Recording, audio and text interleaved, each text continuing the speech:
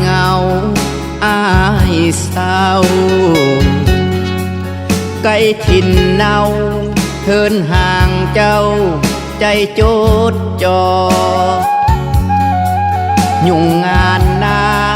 อยากจับพักแต่ยังบ่พอหลายทีใจมันท้ออนุญาตขอโทรหาคนดีขอนำเด้อเจ้าอย่าเฝ้าปิดเสียงลมสายบ่แม่นไผเบอร์โทรใจของสายคนนี้ไกลห่างหน้ายามเมื่อยล้าคิดฮอดคนดีช่วยเติมแห่งใจดวงนี้ให้มีแห่งสู้เวียกหนักหนาจงหับผู้เจ้าคือผู้เป็นแห่งใจดีใจหลายยินเสียงตามสายเจ้าส่งมาคำเว้าคนดี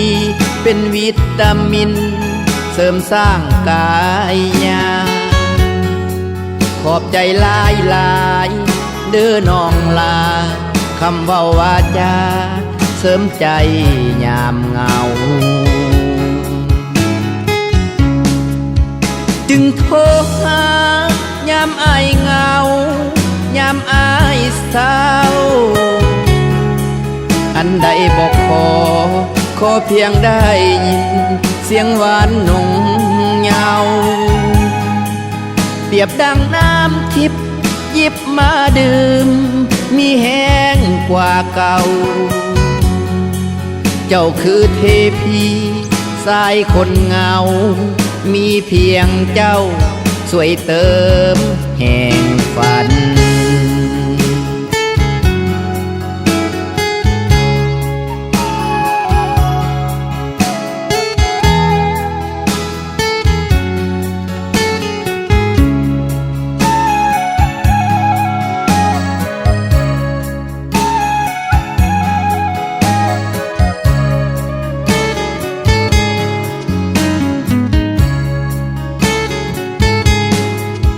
จงหับผู้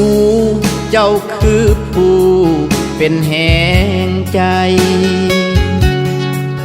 ดีใจหลายยินเสียงตามสายเจ้าส่งมาคำเว้าคนดี